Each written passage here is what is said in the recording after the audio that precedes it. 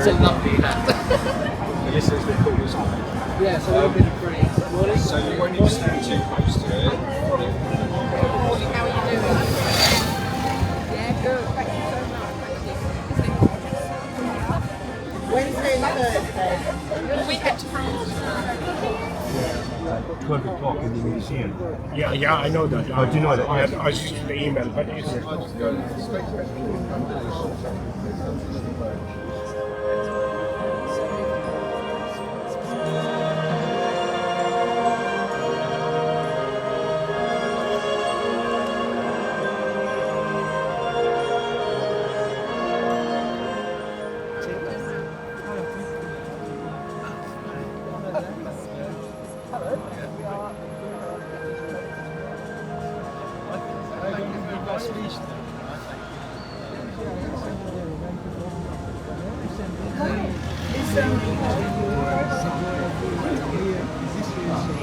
Recently, I'm sure there will be engagement.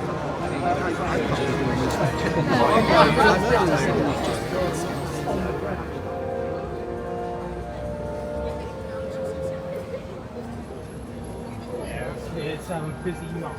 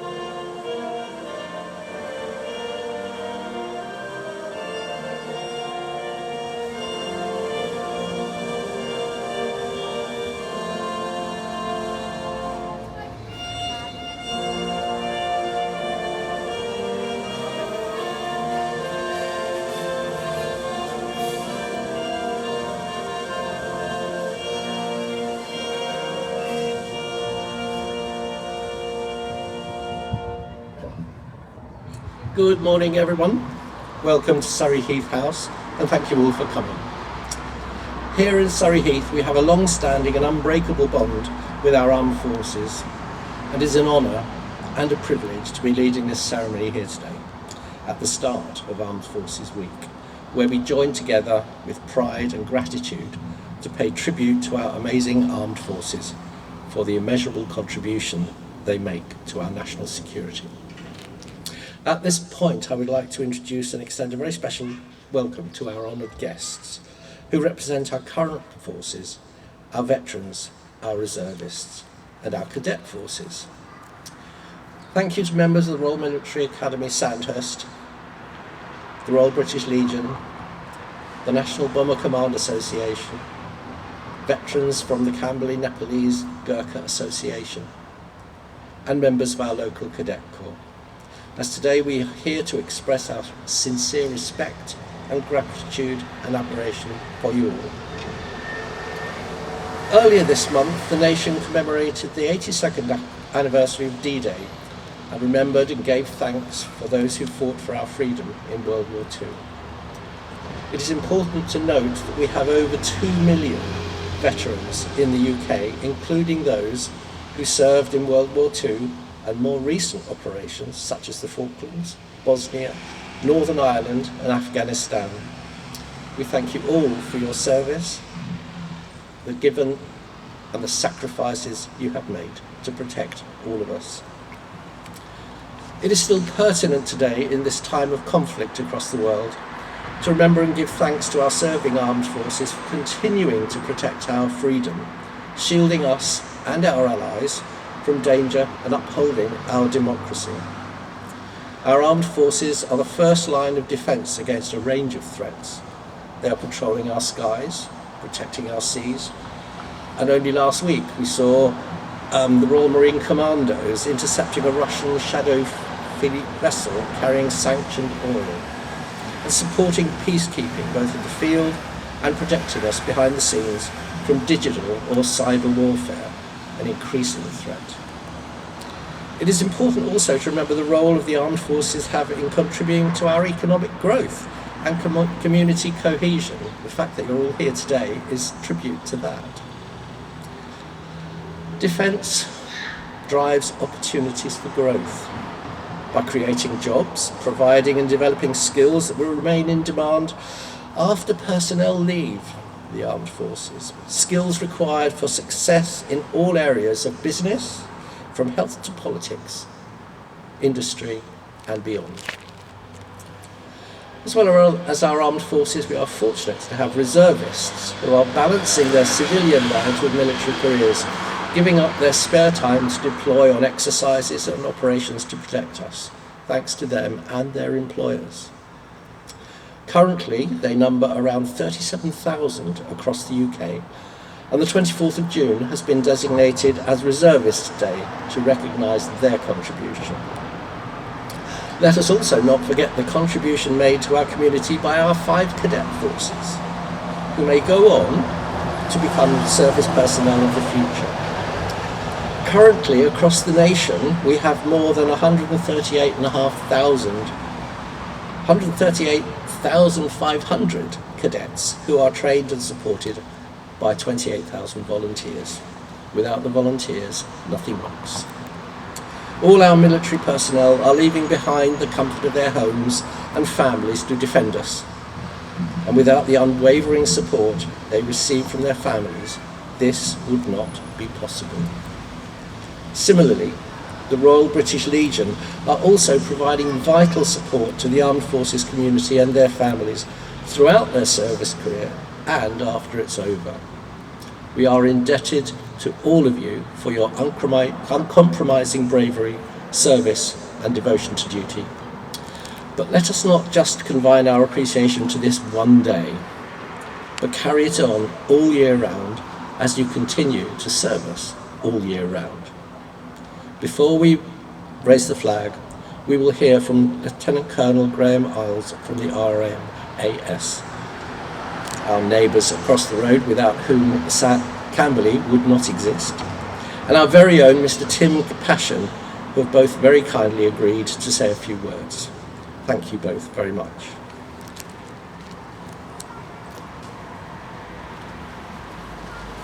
Thank you. Mr. Mayor, councillors, ladies and gentlemen, good morning. I'm both proud and privileged to stand here for the first time as the Station Commander of the Royal Military Academy Sandhurst. As we raise this Armed Forces Day flag, it's a symbol of our nation's enduring respect for those who serve and have served. Today we recognise not only the professionalism of our soldiers, sailors and aviators, but also the vital contribution of our reservists, veterans, cadet forces and service families that they have made to the nation. Their resilience and quiet sacrifice underpin all that we in service do. At Sandhurst, we know that service is never an individual endeavour. It is built on teamwork, trust and the strength of the communities that are around us. Surrey Heath exemplifies that support, and we are truly grateful for all you do to support our armed forces. As we raise this flag, we reaffirm our shared commitment to service and to one another, and we recognise the dedication of all those who contribute to the defence and security of our nation. Thank you.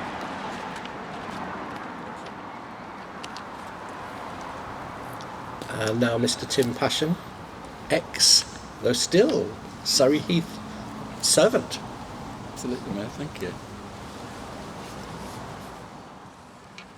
Mr. Mayor, councillors, officers and honoured guests. Most of my colleagues will probably know that I served in the army at some point, because I'm always forever reminding them of the fact that I served in the army, but probably don't know the length of time I served in the army, and indeed what I did. I joined the army in 1967. I was aged 15 years, and this was just 7 miles down the road from here at the Royal Army Medical Corps Apprentices College in Keogh Barracks. I was an apprentice tradesman. I retired in 1993 as the officer commanding of the Environmental Health Wing, again just 7 miles down the road in Keogh Barracks. But between that time, I served in many parts of the world as an environmental health officer. And a lot of people might have asked me, why have we got environmental health personnel within the armed forces? And history tells us that in any conflict, 60% of all manpower wastage is due to disease and non-battle injuries. So ensuring the health of our servicemen is a very high priority on us all. I served in many parts of the world. I served in Germany, Hong Kong, Cyprus, and in Nepal, and in Northern Ireland for a short while. But 40 years ago, this coming August, I was deployed to the Falkland Islands as the Force Environmental Health Officer. Although this was 4 years after the conflict, the islands were still on a high level of alert, and there were many gaps in the infrastructure. As aid to the community, I also became the Port Health Officer for the Falkland Islands government. When we flew into Mount Pleasant Airport, we were escorted by 2 Royal Air Force fighter jets. When we got off the plane, it was snowing heavily and it was bitterly cold. The 40 miles from Mount Pleasant Airport to Port Stanley was impassable, so I was flown down there by Chinook helicopter. Although nobody mentioned it at the time, we all recalled a few weeks earlier that a Chinook helicopter sadly crashed into a mountain and all the people on board perished. We were accommodated in coastales, which were floating barracks, and were very, very good accommodation. The office was a few hundred metres away in a porter cabin within the British Military Hospital Falkland Islands complex. We worked long hours for 6 days a week, with Sunday off to catch up on personal admin. My time was spent 4 days a week as the Force Environmental Health Officer and 2 days as the Port EHO. I led a small team of 4. My duties were very similar to what I do today, but rather than carry out my site visits by car, they were often done by catching one of the Bristow helicopters, Eric 1 or Eric 2. At that time there was a dart player called Eric Bristow, hence the nicknames. They ran regular routes to the remote observation posts delivering supplies. I often hopped on and off to carry out my hygiene duties. There was no meat inspection service, so 1 day a week I worked in the abattoir in Port Stanley to inspect the mutton to be supplied to the messes. I looked like Michelin Man because it was bitterly cold, there was no hot water supply, and I was wearing full combat, a parka, and I didn't forget, I put a white coat on as well, so I looked quite a sight. My port health duties generally involved issuing what are known as de-ratting certificates to the ships in the harbour. This certified that there were no rats on the vessels before it docked into its next port. I remember on one occasion I had to inspect a Russian fishing vessel. The waves were high and the wind was strong. I was taken out by a Royal Marines in a rapid raider. I was petrified because although I do a lot of cruising, I wasn't walking up a gangplank. It was a rope ladder that was thrown over the side. So I had to leap from the rapid raider onto the ladder and go up onto the fishing vessel. After I completed my inspection and signed the required forms, the captain then plied me with vodka, which made me climb down the ladder with much better ease. There was plenty of signs of the conflict 4 years earlier. We were regularly exercised in our battle locations. There were plenty of minefields, and sadly, we were still finding the human remains from the conflict. One Saturday, I was ordered to the force headquarters. After being told off for being improperly dressed, because unknown to me, I was promoted that morning to captain, but was still wearing the shoulder slides of a lieutenant, I was then told that the RAF had flown over a mountain and saw a crashed Argentinian aircraft. My mission was to go to inspect the aircraft and return the remains of any deceased. I was also to be accompanied by the police, intelligence officers and bomb disposal specialists. This was quite a tricky job. The aircraft was badly damaged, it was on a mountain, and we did not know the state of any munitions on board. When we arrived, the wind was so severe the helicopter could not land, so it hovered a few feet from the surface and we had to jump onto the mountain. I had to jump first. We had to crawl to the spot on hands and knees, following the footsteps of the bomb disposal officer who prodded the ground with a dagger, searching for mines and booby traps. The aircraft was just a crumbled pile of metal, which the police and intelligence officers started to inspect. I discovered the remains of the deceased pilot, which was well preserved, probably due to the icy conditions. While I was working, I heard somebody shout, "Down!" through the noise of the wind. I instinctively fell to the ground. I was later told the machine gun was pointing towards us with live ammunition. What seemed an eternity, the helicopter finally returned and I delivered the deceased back to the hospital with as much dignity as we could provide. He was later identified and interned in Stanley with full military honours. Mr. Mayor, as the Armed Forces raises this morning, my thoughts and prayers will be on all those who gave up their lives 44 years ago in the Falkland Islands and in the seas leading to the Falkland Islands on both sides of the conflict, including this young pilot. Thank you.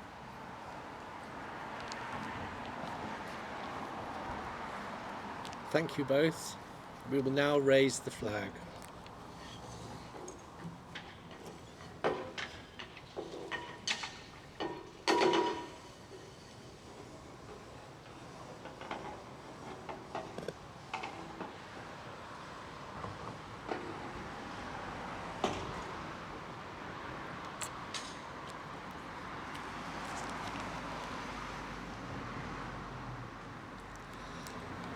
I would now like to ask you all to join me in continuing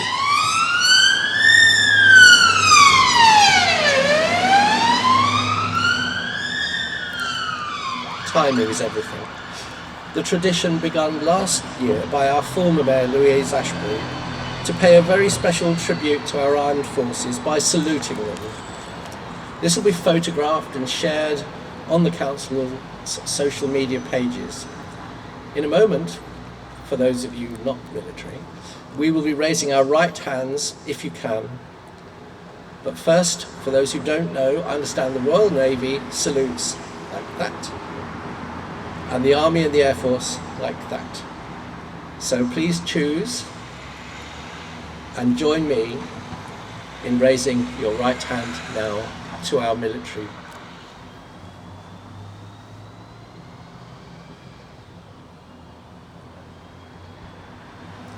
Thank you, everyone. On behalf of myself, Surrey Heath Borough Council, thank you all so much for coming and being a part of this ceremony. Enjoy the rest of your day and safe onward journeys. Thank you.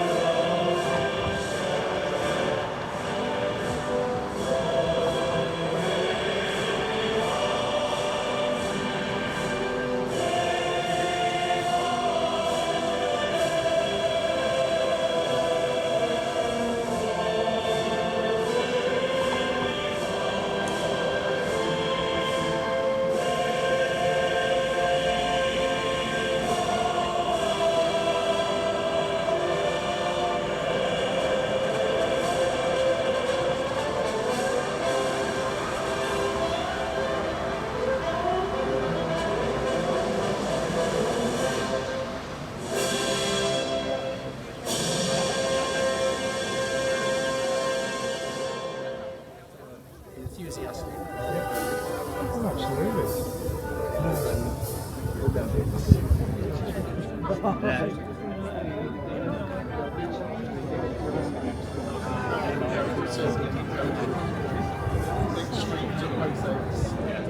Separation. It was amazing, absolutely incredible.